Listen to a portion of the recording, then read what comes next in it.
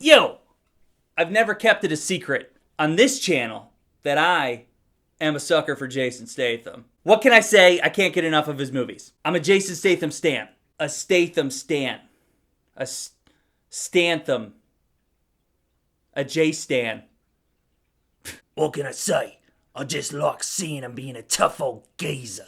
I could sit there for days watching him beat the piss out of thugs. Someday, I'm gonna perfect that accent. I swear it. Oi. Well, Jason Statham, he's a beekeeper. So there's this old lady, right? He rents this barn from her to live in. They are friendly to each other. He claims she's the only person that's ever taken care of him. I don't know what that means, but let's just assume she's a very nice old lady. She gets scammed by an evil corporation that uses illegal methods to legally take money from people. I think that kind of makes sense. You know, like the scammers that trick old people into giving them their bank accounts. It's a corporation like that. So she falls for their scam and they take everything from her, and she's so overwhelmed by this that she commits suicide.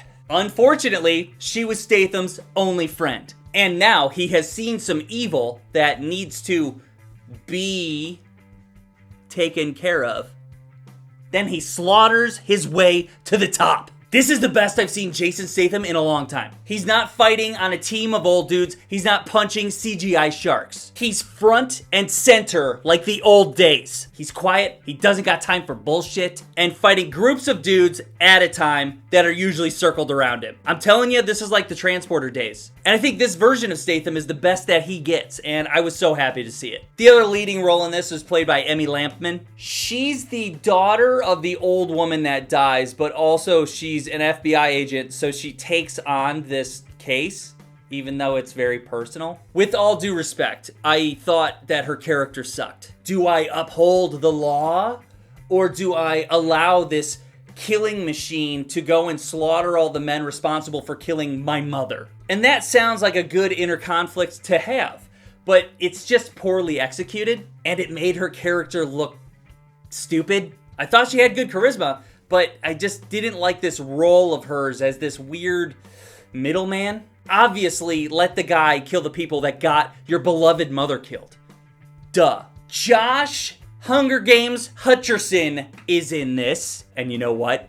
He's fantastic. He's the head of this shitty corporation, and he's doing a straight-up, spot-on impersonation of Logan Paul. It's the best Logan Paul impersonation I've ever seen. The second he showed up and started talking, I was like, oh, that's Logan Paul. It seems we had a disgruntled customer. I just can't comprehend why you're bothering me. Just get in touch with the attorney and start shoving back. You're telling me that this asshole burnt the entire building down and dropped 4 bodies?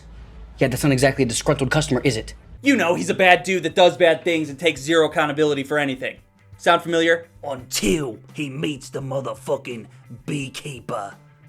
Ooh, John Wick vibes. I got John Wick vibes. And the JW flicks did inspire a lot of bad knockoffs, but I think this one is very good. I had a blast watching Statham demolish his way up the ranks, and in turn seeing the people up top send their best to stop him was fun as hell. And as that gap narrows, they slowly feed you more and more information about who Statham is and why he won't stop till he reaches the top, who these corporate motherfuckers are, who they're related to, who they're working for. You find out all this information while this slaughter fest is going on. And that's also the X factor here. Yeah, he's a beekeeper as a profession, but he's also a secret beekeeper, and once you find out what that is, it opens up an entire world of possibilities. And you know what that means?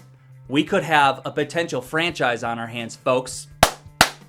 Yes, I'm all for it. Give me all the beehives, give me all the beekeepers. I get sweaty thinking about it. This is also a David Ayer movie. If you're not familiar with his work, let's just say he knows his way behind a camera. And seeing that classic Statham action teamed up with a good director levels it up that much more. The only thing that bothered me at all was that daughter character. That trope of watching FBI agents work on the case that's happening simultaneously, it's risky. And I think they did fine with it here. They fed us the information pretty well. It wasn't a fucking mess like Morpheus was. The FBI agents doing investigating and feeding us information served its purpose. I just didn't like how the daughter character was mixed into that because she came off as a dummy. And I hate to say that, but yeah, her character was just written stupid. Oh yeah, another thing. There's a dude that's introduced in the last act that is an amazing contrast to Jay Statham. And they have this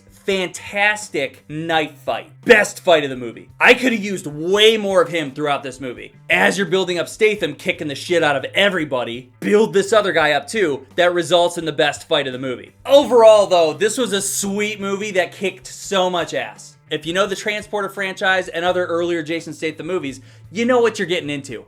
And it's awesome. Who doesn't love seeing corporate assholes get fucked up? I want everyone to go out there and see The Beekeeper so we can get a sequel ASAFP. Okay?